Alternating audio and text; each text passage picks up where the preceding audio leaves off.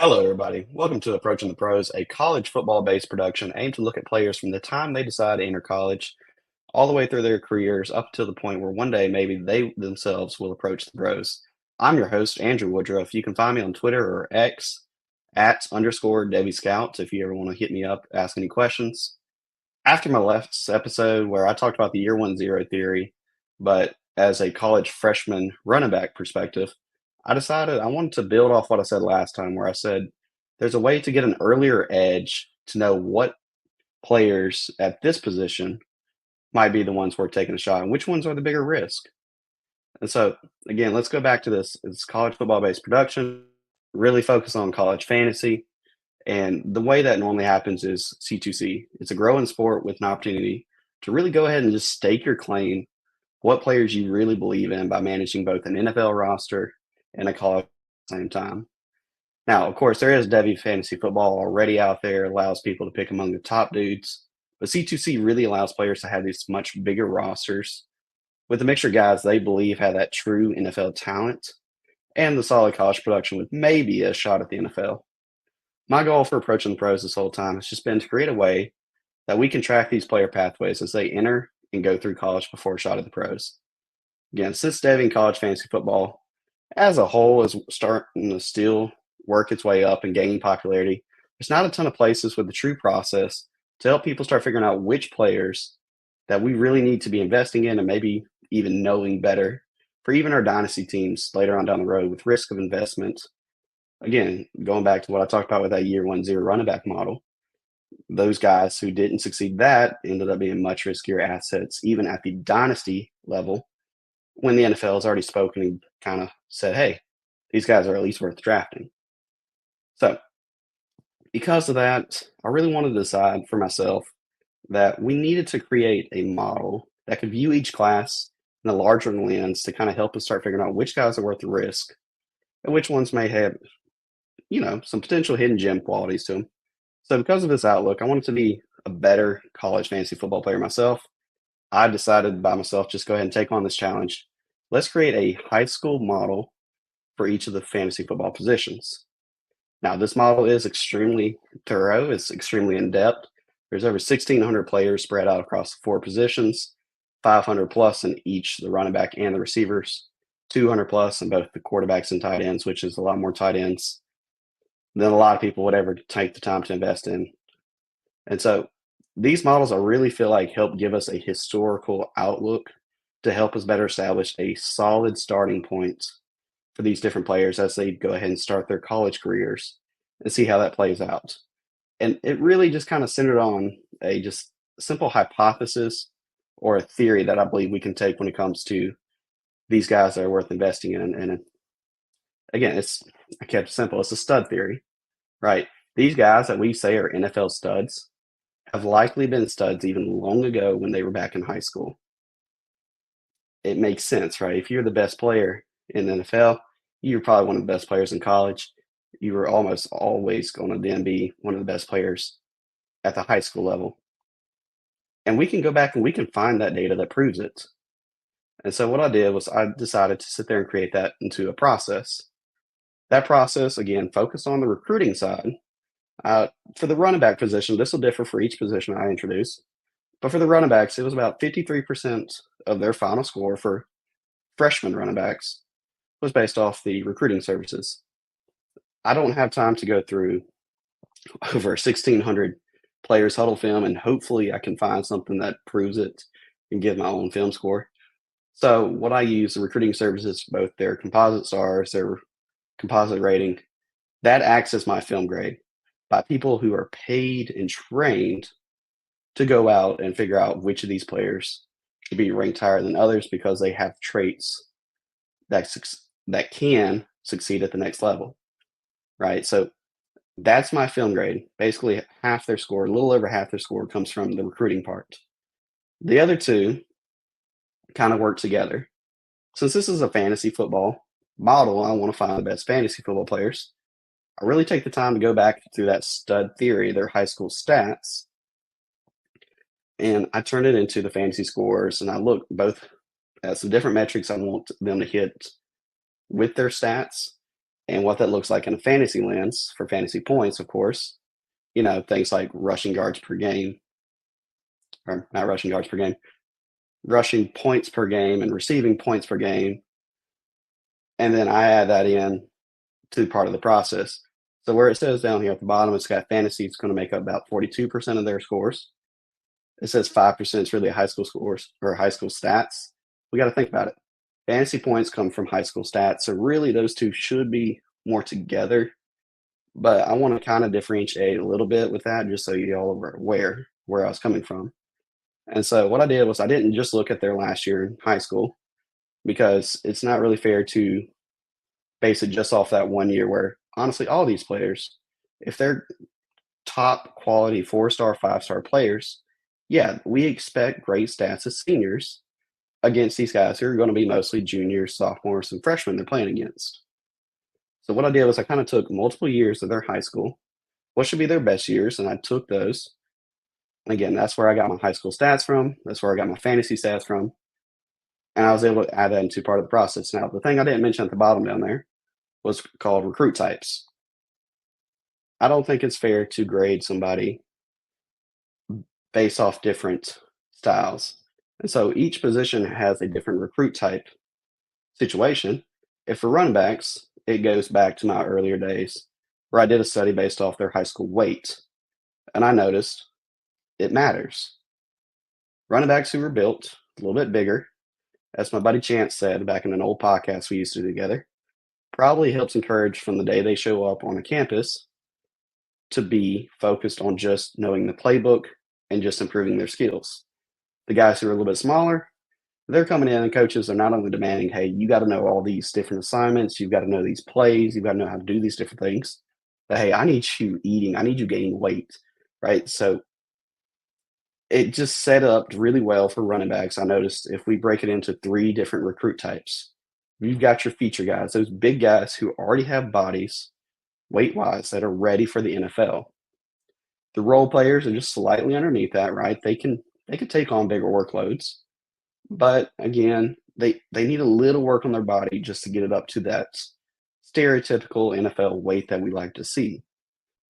Satellite recruits or satellite running backs, those really skinny, smaller dudes, they can be great athletes, of course. There's nothing stopping them from that, but they just had a smaller starting weight. And I feel like that just kind of helped break it down into different groups that we could see a little bit better. Now, next couple of slides, I'll start showing you. We're going to take all that information, the recruit types, the recruiting process, how did I get these scores, and we're going to look at it by class. And so the first one I did really goes back to 2014. Now, of course, I want this model to be accurate. So I went from back to 2012 for running backs. And I took some of the top names, or at least guys that got drafted, that were recruited back in 2012. Same thing for 2013. 2014 was really the one where I finally started expanding it out and going, hey, I need more than just the dudes who got drafted, right? Let me start seeing some of the misses. My goal is to, again, show the model as much information as possible so that way we could be better understanding of how the past might help us predict the present and potentially even future, right? And so let's look at this. The 2014 class, that was the Leonard Fournette class. The model showed, hey, for example, Leonard Fournette had a feature size. So his body weight was fine. So he was able to come in and just focus on being the best player he could. Nothing about his weight needed to change.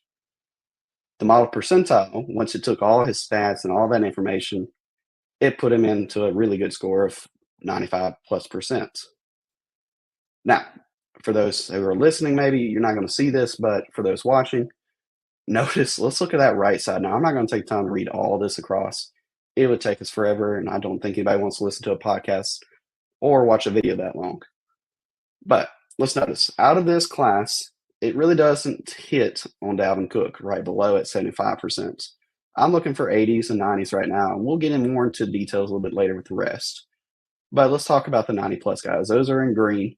You got Bo Scarborough. You got Nick Chubb. You got Royce Freeman, Elijah Hood, right? Out of this class, of the names I did plug in, again, it's not super deep, but on the screen, we're looking at 25, 30-plus players right there. That's a good starting point for us. We're talking about 5 players that had just 90-plus scores. If you'd picked them on that group, At least you're getting Fournette, you're getting Chubb. Freeman, I mean, he got some draft capital. Maybe you could turn him around a little bit later. The 80s, again, nothing wrong with this. You had Joe Mixon, Sony Michel, Rock Thomas, Jeff Jones, Christian McCaffrey was a great one. McCaffrey is all the way down here at 14. My model had him in the top 10. There is a chance you could have gotten him a little earlier, especially if you looked at his high school receiving work, which we've realized now could be very beneficial. Down a little bit lower at the bottom, you also had Arius Williams in the 80s and Kalen Balaj in the in the 80s. So we start already seeing, hey, it's telling us to avoid some guys, right? Joseph Yearby for Miami back in the day, it had in the 60s. Justin Jackson, 60s. Like it has some of these names. Go ahead and be aware of. Their scores are much lower starting off as incoming freshman running backs. Well, let's look at the next class. Notice 2015 class, for those watching, there's a lot more green, and that's a good thing because, again, let's look at some of these names that we had. Damian Harris, Jaquez Patrick, Darius Geist, all the talent in the world, LJ Scott, Mike Weber, Johnny Frazier, Chris Warren III. Apologies, it's a little bit harder to see that. Chris Warren III was in the 80s. But Saquon Barkley, again, this was one I really wanted to go down to. All the way down here at 15. But if we look, he's one of the guys who are highlighted in green. I set this up to just show it by composite rank.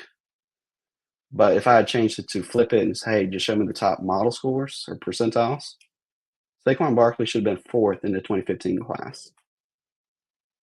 That's a big difference, and somebody could have taken really good advantage of that, whether it was in Devi or C2C, with that kind of information. Keyshawn Vaughn, not that he's really done anything at the NFL level, but it was all the way down at 35. He was also in the 90s. Most of those guys saw some type of value spike while in college or even up into the NFL careers that you could have flipped or ended up benefiting a lot if you ended up with the right guys. The 80s, again, some guys that mentions starting off at the bottom down here, number 27, Andre Robinson, Jordan Stevenson, right? Rodney Anderson. Yeah, notice also, like, it even tells us, hey, Ronald Jones, who was a satellite at the time, he was a really small dude going to USC. Let's skip over and let's take some other shots elsewhere. You can be the judge if that really worked out. Kerryon Johnson, hey, he's in the 70s, not bad. There might be some better guys right here around him. 2016, it was an awful running back class. Heck, one of the highest scores I had was Devin White, who went to LSU and ended up swapping over to defense. Only 2 guys up into the 90s.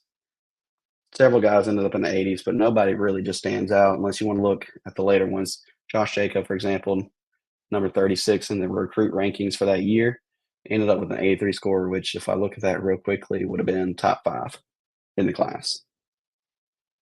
Massive difference. So little things like that can make a difference. 2017 class, several more green at the top. You had Najee Harris.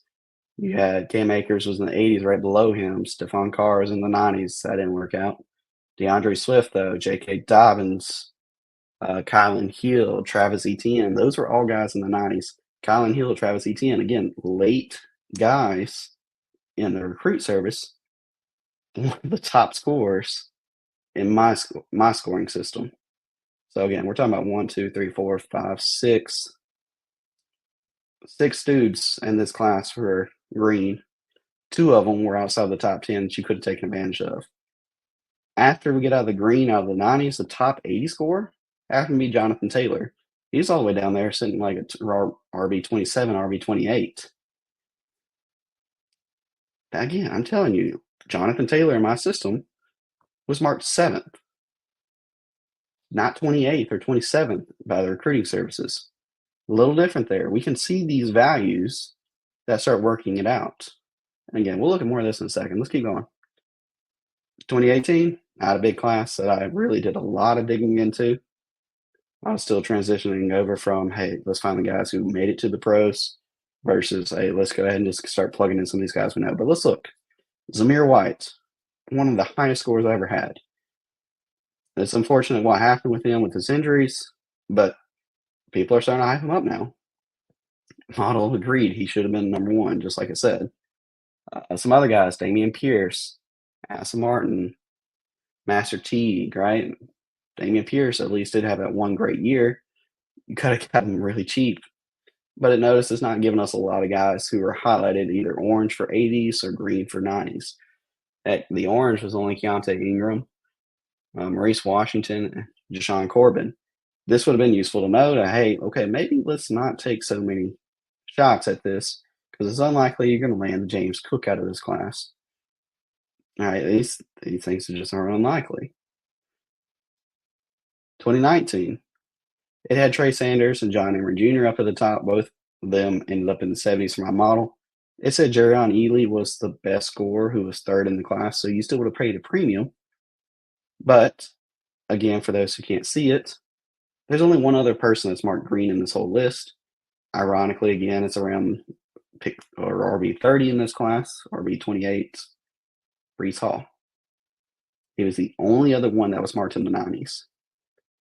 Nobody talked about Brees Hall before Iowa State days, where he started playing that first year and started getting some production. You could have got him for dirt cheap just by paying attention. Hey, this dude had a feature size according to my model, weight, and the score overall based off his production, recruiting services. It's lining up. You could have benefited big time from this.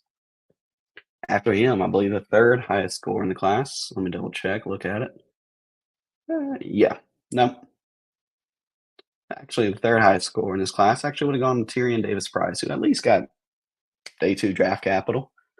But then you start looking, we got Zach Charbonnet, Devin Ford, then looky there, right there, one person below Brees Hall was Kyron Williams, an upper 80 score. Again, you're talking about RB 30, RB 28 range. And we're talking about Brees Hall and Kyron Williams. Both of them should have been top 6, 7 players in this class.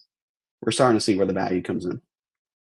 For the 2020 class, it said Bijan up at the top was perfect. Well, not perfect, but in the score, but was a high 90, mid 90 kid. Chase McClellan wasn't a 90 kid. Rydell Williams was a 90 kid. But after that, there wasn't any other 90s in this whole class, right? It didn't say Zach Evans. It didn't say Tank Bigsby. But the next highest score happened to be Jahmyr Gibbs, upper 80. We don't see but a few more guys who are even in the 80s. Tank Bigsby, I think. Bigsby, yeah, he was 80 himself. Seth McGowan was 81. Kai Thomas was 83. And like most of the other players were in the 70s or much lower. And so we could have skipped over some of these guys who had more risk and potentially got some of these guys, at least, later on with discounts, if nothing else. 2021 class, you had Travion Henderson and Will Shipley at the top, both with 90s. It told us Kamar Wheaton was too much of a risk. It worked for people who paid attention. Donovan Edwards was in the 80s at least, lower 80s, but respectable. LJ Johnson was in the 90s.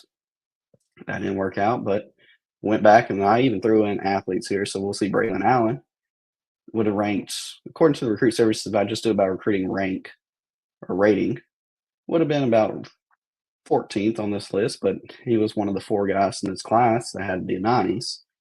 So going to take the 17-year-old running back going to Wisconsin would have paid off for those who were able to snag him that summer. If we go back and keep looking, right after those 4, you had Devin Neal, was one of the upper 80s, and he's all the way down here like RB 31, RB 29 range. Him and Audric Estime had the next highest score tied, Estime being a much higher bet, but Neal we could have gotten for much cheaper. 2 guys who have been, or possibly could still continue with Devin Neal, being great C2C assets on the college side, and we'll see how the NFL futures play out for both of them. Like, there's a lot of values we're seeing here. Let's keep it going. 2022. Nick Singleton at the top. Great score, nothing wrong with that. Jam Miller was the next highest. Notice it skips over Malik Brown. It skipped over Branson Robinson. It skipped over Le'Veon Moss. I mean, it's amazing what it's showing us. O'Marion Hampton over there, North Carolina running back, was RB10 in this class. Was one of the higher scores. I believe actually was the second highest. Yep, second highest score for this class. He's on my C2C roster producing, and it looks great. Trevor Etienne was outside the top 10. Was RB 14 or so, 13 or so. Was one of the 90s. I had right below him, Jaden Blue. Another one of my 90s. We see where this pays off. If we go back, let's talk about the 80s real quick. Again, just starting from the top, working my way down, you had George Pettaway in the 80s. You had Tavares Jones in the 80s. Ollie Gordon was kind of ranked a little bit higher in both of them when it comes to the model score. He was in the 80s, but he was even lower than Trevor Etienne in the services. He was about RB 16, 18 range. Right? Like there's value that we're seeing here. Now, it didn't catch Jay Knott. We'll talk about that a little bit later. Dallin Hayden, though, it did say was worth a flyer. Demir Alston, the running back for Auburn at 1 point. I think he's still there. Was an 80s kid. Quishon Judkins, yeah, that's who I want to go find. Was all the way down at RB 48 according to the recruit rankings. And remember, this is a composite, so I'm not picking on any one recruiting services. I try to have a broad film grade for this purpose. He was also in the 80s. I mean, if I was to sort this by model percentile, he should have been RB 10 in the class, not RB 48. Like it's just, or 46. Damian Martinez was 48, and he scored in the 70s, which is still much higher than some of these other players. It would have shifted up much higher. Like the values are insane when we look at it like this. Let's talk about last year's class, 2023. Cedric Baxter Jr., Justice Haynes, Ruben Owens all at the top. All three had 90s. That worked out great for them. The one who actually had a higher score than those was Caleb Jackson. Caleb Jackson was like RB 12, RB 13 in the class. Now he's getting ranked as top 8 by some people out there in the services. You could have gotten Caleb Jackson at a value, and the model showed it should have been. Speaking of values, this same class, the Illinois running back, Caden Fagan, was my, third? Yeah, he was tied for the third highest score in this class. So technically makes him at least top 4 in the class. Was in the mid-20s, late 20s. I can't remember how far down this part went, but it was insane to see that. After that, we're talking about some of the kids in the 80s. I mean, let's look. If we look at it, the only ones with 88s was Quentin Joyner for USC, who cost you a little bit more. But also they said, hey, this Minnesota kid, Darius Taylor, who's not much further ahead than Caden Fagan. I think he's the RB 25 last year. He's got an upper 88 score. We're talking about top, let's see, there's 5 in the 90s. We're talking about a top 7, top 8 running back in the class. That's insane. This thing is getting really good at spotting this. Another guy, LJ Martin, BYU, had a great first year. Did 5 out of 5 on my year 1 metric. Could possibly be a value moving on. Again, Dawson Pendergrass, I had to go back and find him, plug him in later. He was a number 74 athlete. He still scored above an 80. So, again, I'm not over penalizing for recruiting services. I just group into different tiers. His production in high school was great, and so it pushed him up with an above 80 score. Now, again, if anybody's actually looking at this, they're probably looking through it. Hey, where's the Iowa State kid? Where's Aba Osama? Why is he 990? Yeah, his production, I'm just going to be honest with y'all, his high school production was not good. His weight was listed at 180. That put him in the satellite group. Now, you can go click Iowa State, go look at him. It's going to list him at 200. I don't know. The reporters even doubt it. I went back and found some reporters talking about it, and like 200 might be being generous here. So even if I was to change it, fix his weights and everything, I already did it because I was curious. Maybe it was off. It only pushed him up into the 50s. So while he flashed year 1, just be aware it might be a question that we need to pay attention to. And so again, that gets me what everybody's here for. I'm sorry, it took 25 minutes into it roughly. We're talking about the 2024 class. The guys that everybody's probably trying to draft this offseason. Who's going to be the stars of the future, hopefully. Taylor Tatum up there at the top was in the 90s. Nothing wrong with that. The next 90s person was James People. He was down there at RB 8. Notice it skipped over Nate Frazier, who was second, Kevin Riley, who was third. Those guys, their productions, not nearly as good. Might be something to be considering about. And I know a lot of people like them. I'm not saying they're awful, but just saying where they're at as far as starting college. Production wise, doesn't match up some of the top guys we like to see. So, anyway, after James People, you got Daniel Hill all the way at 14 with Alabama, just into the 90s, 90.77. But there's two more, and only one of them showing on the screen. I'll have to flip over in a second and show you the other one. Anais Williams for Notre Dame. I'm going to do a little bit more of a deep dive with him, but he was in the 90 range at RB 19 in the class, and you can get him at such an extreme value. Most supplemental rounds, most Debbie if you want to go that route. He scored higher than every other Notre Dame running back, including, we'll talk about Keaton Young up there. Keaton Young was in the 70s. Nobody's talking about this Notre Dame running back named Williams. Like, he might be the actual best guy, even over the upperclassmen. The other one that everybody at least has been talking about, I'm proud of this, is Johan Cardenas for Vanderbilt this year. Even as a 3-star, he scored a 90 in my model. I'll actually show you in a second just how impressive that is for him. While we're on this page, again, this is some of the later guys, but the next guy after them actually had the highest score. It drops. It's a huge drop off in this class, at least according to the model. It was an 83. It was Jason Patterson going to Kentucky. He's only one spot ahead of Cardenas. We're talking about RB 38, RB 39 in the class. Cardenas at least gets some talk. Patterson hasn't got much of anything. He also might be a value you can snag. Jaden Scott, all the way down here at 46. I had to slide him up so we could see him. He was 81. Xavier Robinson did not score well, but right below him, the Kansas running back, Red Martell, has a much better profile than Harry Stewart, who a lot of people I do see take as the replacement for Devin Neal. Red Martell might actually be the guy we want. He's at least in the 80s. Stewart was not. Matthew Fuller for South Carolina was in the 80s. Going back up here to the front, Jordan Marshall, my bad, going to Michigan was in the 80s. Caden Durham, a little bit smaller dude, LSU, he just cracked 80. Quentin Martin, a lot of dudes do hype this kid up. I know he was marked as an athlete, but the services realized early on, hey, he's a running back and moved him over correctly. He was 82, so again, not too far behind Patterson. So still one of the top guys in the class, but the model says he's not one. He's not two.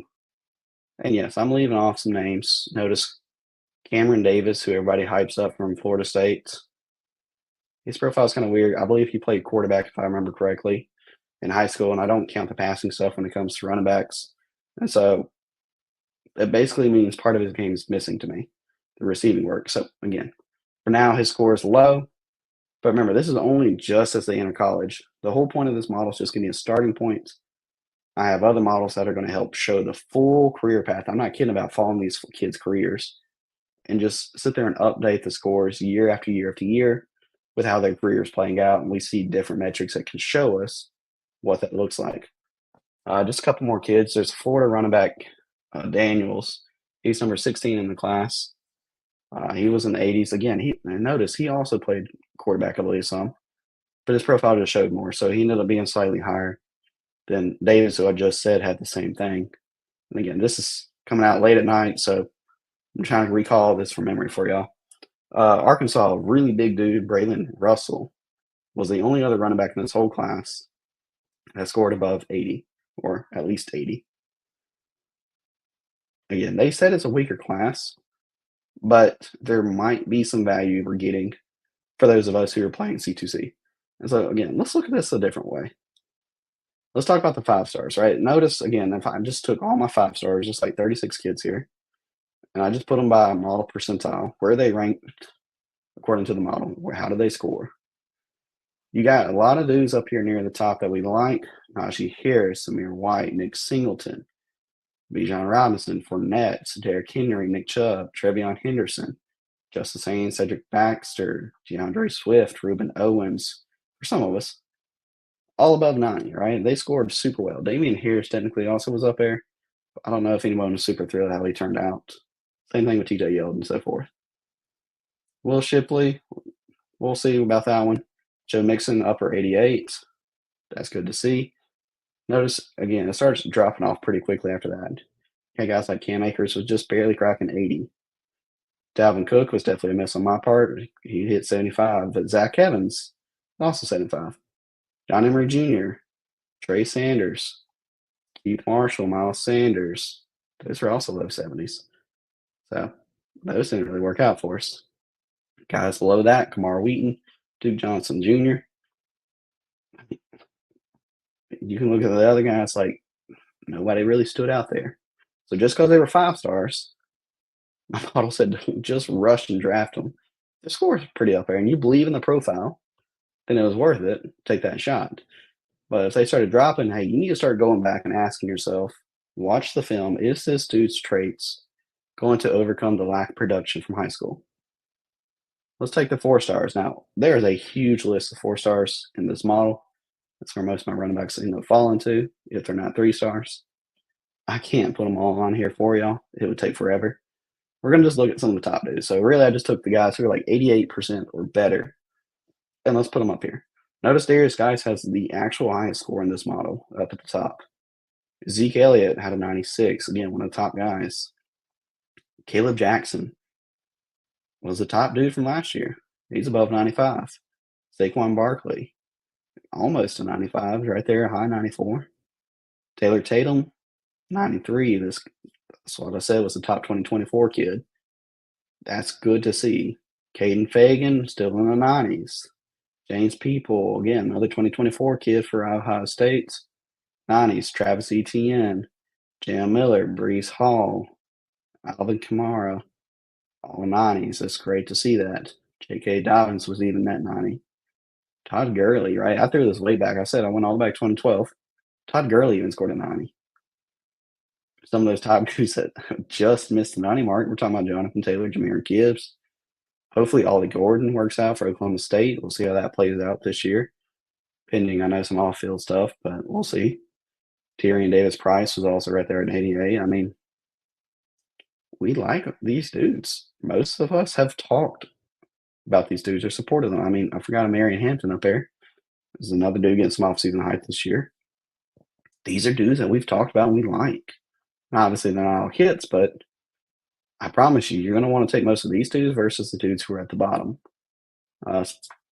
Speaking of, let's flip over to 3 stars.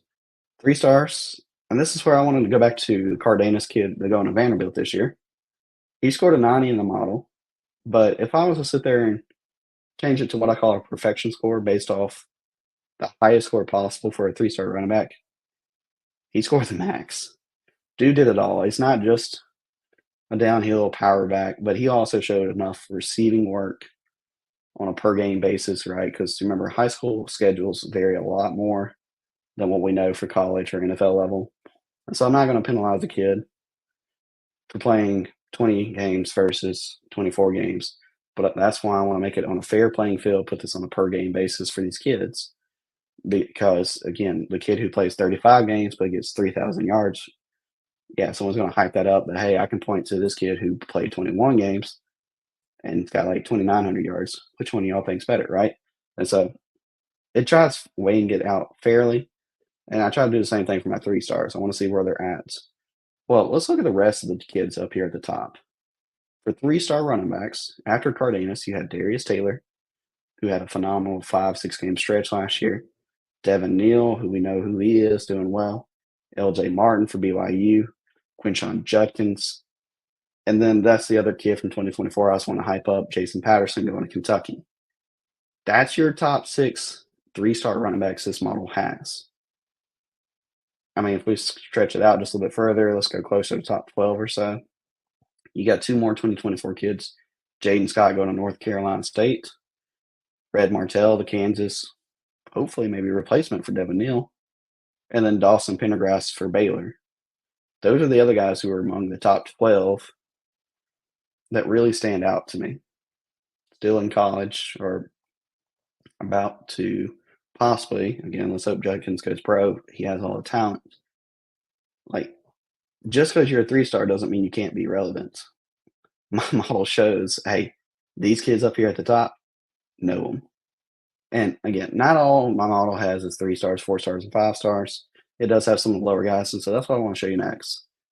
So anybody that's not 3, 4, 5, I went ahead and plugged them in, staying with the recruiting services.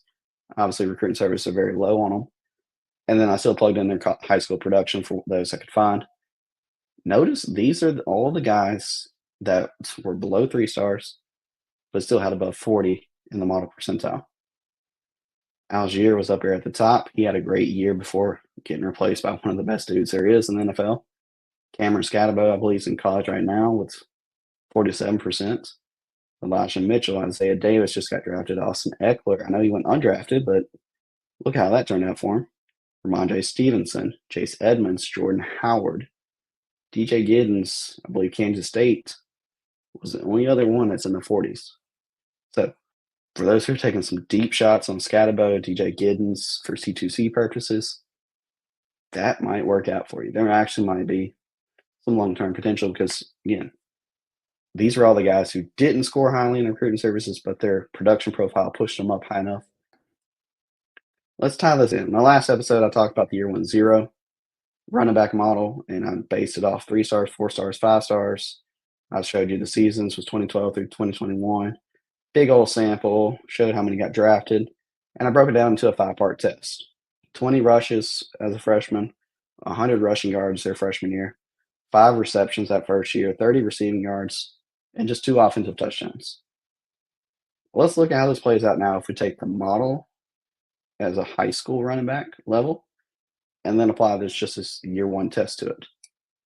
So I broke it down into different groups. Again, there's 11 different groups, and I won't go in super thorough detail.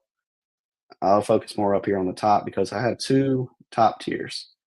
Anybody that scored 93% or above, I know that does exclude my 3-star running backs, but they fall into that second tier, anybody that scored an 86 to 92%. So for my 93 percentile and above, notice all the running backs who scored 5 out of 5 that first year. We're talking about Jerrion Ely, Najee Harris, Nick Singleton, Caleb Jackson, Bijan, Stephen Carr, Fournette, Yeldon, Barkley, Chubb, Travion, Royce, Freeman, Marion Hampton, Braylon Allen, and LJ Scott. A lot of dudes that we like up here in the top. It's very encouraging if a dude you like scored super well in the high school model and just came out guns blazing that first year to show at least enough work to be involved with their offense. Even the 4 out of 5, we're talking about Geis and Henry, Pierce, and Colin Hill. Not a big group right there, but every one of them either had some extreme hype or have gone on to at least have some extreme value at the NFL level. 3 out of 5, you had Zeke Elliott, Chase McClellan, Justice Haynes. We'll see how Haynes plays out, but the other 2, one's a hit, one we'll see, but probably not the most promising. 0 out of 5, I mean, the only one that really stood out of that group was Zamir White, right? So, I mean, just because you had a high profile didn't always work out for you if you still couldn't produce year 1. 2024, as I said, Taylor Tatum was the only one who scored 93 or above, so he does fall into his top tier. Be paying very close attention. How does he do that first year? He might be on a very, very interesting path to the pros, or he might have a very questionable path. The second tier, 86 through 92. Again, notice Caden Fagan, the Illinois running back, pops up again. I am very interested in seeing this kid's career play out. I'll add some more stuff with him in a future episode.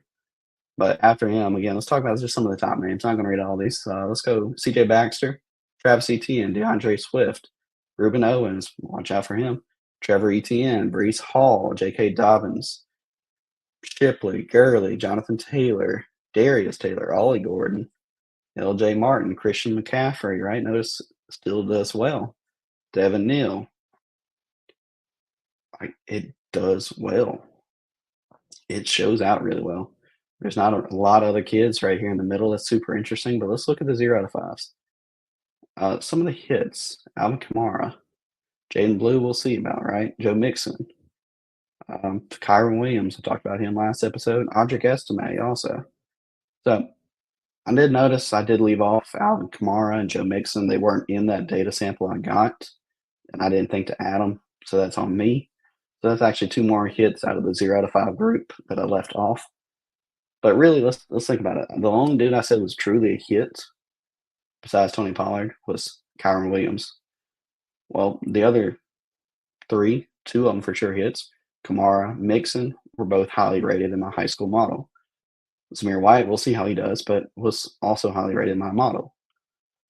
So if you're going to bet on a 0 out of 5, it better be a dude that showed out in high school. Otherwise, there's a risk he's going to be even further behind by year 2, maybe not even going full speed till year 3, and there's a chance he's already replaced by then. Third group, really just anybody that's 80 to 85. Again, let's look at just some of the guys who hit 5 out of 5. Sony Michel, Quinshon Judkins, Charbonnet, Josh Jacobs, Donovan Edwards, Tank Bigsby, Cam Akers, Dawson Pendergrass. Again, I didn't read off all those names, but those are some dudes that really stood out. I mean, you can even throw Eric Gray in there. Their score was in the 3rd tier when it came to this percentile breakdown, but they showed out year 1, could prove to be a value moving forward. 4 out of 5, nobody really stands out there. 3 out of 5, that's where Dallin Hayden falls. We'll see how he does. Roderick Robinson falls into this group, so we'll see what he does at Georgia. 0 out of 5 group, it gets really uninspiring right there. So if anybody was rooting for former Ole Miss running back Riscano, good luck. It's not pretty. Now, of course, I did throw Devin White in that group as well, but remember, he was a running back coming out of high school, went straight to being defensive end or defensive player, and it's been great. So do be aware of the 2024 class. Again, we're talking about Jason Patterson, Quentin Martin, Jaden Scott, Jordan Marshall, Red Martell, Braylon Russell, Caden Durham, Kanan Daniels for Florida, and Matthew Fuller, I believe, for South Carolina. These kids have potential, but they really do need to show out and be involved in their offense that first year. So if you see one of those dudes, you're like, yeah, he's going to be a top 2, top 3 guy for a system, and I believe the system will give him enough work to pass the bare minimum metrics. You're going to want him on your roster. If not, you're getting there toward the end of the season. You're like, okay, I took a shot on this kid. He's not doing what I want. He's about to be another Riscano. A 0 out of 5, maybe 1 out of 5. Yeah, go ahead and just trade him, flip him for a pick, do him for a pick upgrade. Hey, I'll give you this plus a pick for another pick a little higher up. It might be worth the re-rolling the dice on him. 74 out of 79 ended up being the 4th tier. Some of the top dudes that did 5 out of 5 was Katron Allen, Isaiah Spiller, Mark Fletcher, Kerryon Johnson, Woody Marks, Dalvin Cook, Jarquez Hunter, John Emery Jr. Notice even with a 5 out of 5, and Zach Evans, this was the TCU Zach Evans, not the one that was at Minnesota. They hit 5 out of 5, but that's not a great inspiring list, right? Dalvin Cook for sure showed out. Kerryon Johnson, I was hoping for better health, but again, it's a very risky group, even at 5 out of 5 for this. Doesn't speak too well. Damian Martinez ends up being 4 out of 5 in this section, so just things to consider. Hey, if I can trade up to one of these dudes in higher tiers because somebody loves Martinez, it might be worth the pivot. Same thing with Jordan James. I know everybody hyping him up this offseason for Oregon. Let's see what happens. For those who are 0 out of 5, let's just skip down here to the bottom. We're talking about Richard Young, Andrew Paul, Chris Rodriguez, Dante Dowdle, Bowman, Travis Homer, Trey Benson. Good. Yeah, I had a share of Trey Benson. I actually even flipped him just because I scared myself doing this work, but there's a risk here. And again, I know Trey Benson was an injury. Year 1 didn't get to show out, but sometimes the process tells us we need to consider pivoting to a different solution to at least, manage our risk, right? I don't want everybody sitting there going, oh, I can't draft them all, but just consider the risk versus reward. That particular roster, I could handle losing the upside for something else I needed. 2024 group out of this, talking about some of the guys right here that we can see. Mohammed, Dahl, Robinson. I believe that's a Wisconsin kid. Gideon, I can't say his last name, so I'm not going to try and ruin that. Florida, Baugh, Keegan Young, the other Notre Dame running back I mentioned earlier, is in a very precarious situation. Dunbar and Dylan Lee. So again, guys that have potential, but again, we're starting to see a lot more risk here. Next two groups, 5 and 6, we'll go a little faster through this. We're talking about the fifth group was anybody who was 68 through 73. Again, out of 5, we're talking about just some of the best dudes I noticed here, just going real fast through it. Bill Moffa, Chuba Hubbard, Michael Carter, C.J. Friedel, Alexander Madison, David Montgomery. Yeah, that's where we fall. Blake Corum's actually in this group, but 4 out of 5. Jonah Coleman up at Washington now ends up falling to the same range. Jonathan Brooks, who was everybody's RB1 for this class, was 2 out of 5, but in the same range. Cam Selden, Izzy out of Nakanda. Again, this is just a starting point for their careers, but it shows there might be some risk long term for who's all going to succeed at this group. And that's where you got the new kid for Clemson, David Ezamume, I believe is how you say his last name. A lot of people like him as one of the top dudes in this class, along with Nate Frazier for Georgia. Both of them, my model is saying, has some super risky production profiles when it came to the high school level on a per game basis. So just things to consider. 62 out of 67 range. Again, just some of the notable ones we got in here. Roshan Johnson, Raheem Sanders, Ronald Jones, Jaden Ott, Ashton Genty, the other Zach Evans kid. Like, it's just, those are the top dudes in this list, right? There's some other dudes, Branson Robinson, Chip Trainum, Kenyon Drake. You're betting. You better be betting on a profile that you love because, again, while some of these dudes hold some upside, I really like Jay Knott, for example. His high school production was really low when it came, I believe, to the rushing side for him. And so that's something that I needed to make a note of. I want to see if he can truly be a good running back at the college level. And again, I'll leave that to you. You can go back and you can look and see what you think. Right now, I won't go past the high school markers for this. But again, there's a ton of 2024 kids that fall in this tier. You probably won't see me touching any of these kids just because of that risk. If I'm going to take any of them, it might be Boise State's freshman running back, Sire Gaines, just because his profile almost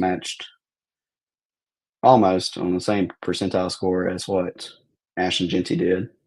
And the current backup actually comes in the next group. He's a little bit lower. Next two tiers was 57% to 61% and 51% to 56%. Yeah, this is an interesting group. Bucky Irving actually ended up being this far down. Maybe it was a sign of things to come even before we found out how he was as an athlete. We'll see how he is at the next level. Kenneth Walker, that was surprising to see him this low, but yeah, he was in this top range right here, 57 through 61. Sorry for all the Lacey fans out there in the 2024 class.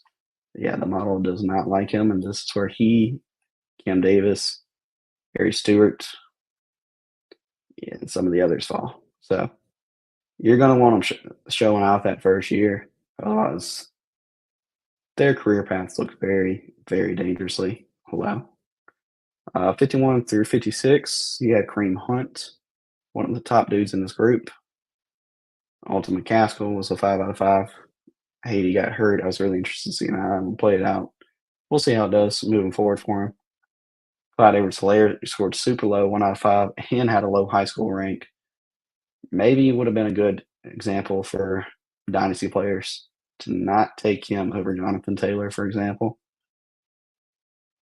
And again, 2024 group, I really don't see anybody hyping these kids up, so I don't know if anyone's really getting these dudes, but just be aware if they have a good week or two, you did end up getting them, maybe go ahead and look at flipping them.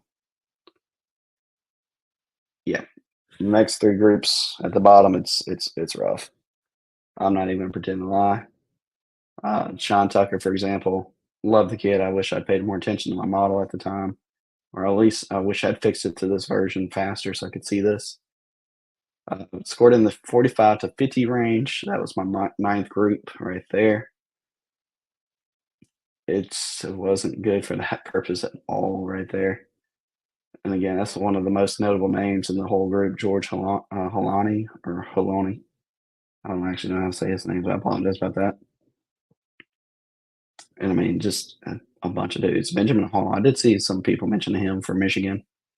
Yeah, he did not score well. So unless you think he's the next Rashad Penny, who also did not score well in this range, maybe flip him. Next group, next to last group, 35 out of 44 range.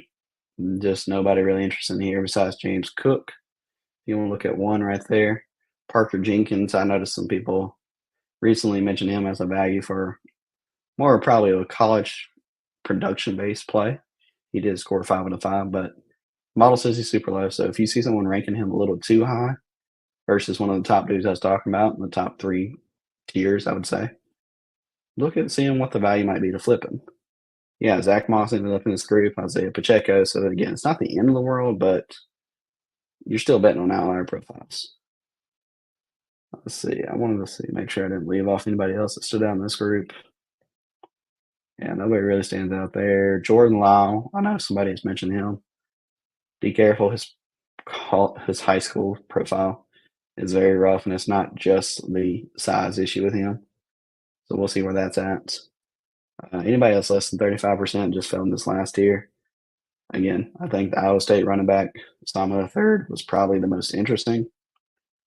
And it's just, besides him, Jamal Williams was like the only other interesting name that scored 5 out of 5. Jalen Wright scored 4 out of 5, so we'll see how he does at Miami. You got Dwayne McBride, Aaron Jones, who is the outlier of all outliers in this system for me, in the 3 out of 5 group. And yeah, it's interesting to see how this works out because now we're talking about where they were in high school with year one, seeing how that floats together. I mean, it really shows the quality drop off as we kept going down. So let's wrap it up. Let's talk about this last thing right here. What I did was I went and got what I thought probably the top 40 names or should be the top 40 names at the running back position. And I broke it down to 3 groups for the 2025 class, what could be the 2026 class, and what could possibly be the 2027 class.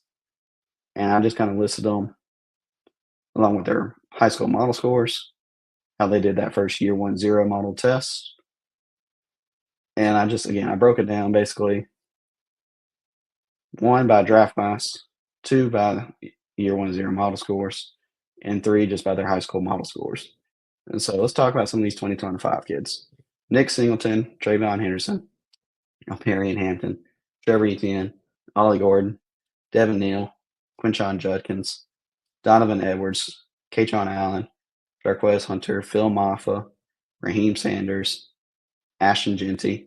That was all the 2025 kids who scored perfect on the year 1-0 model test. And their high school model scores were going down as I read through that list. Some other 2025 kids who didn't score 100%. You got Damian Martinez and Jonah Coleman, who scored 80% each. Kind of, 70 scores overall in the high school model.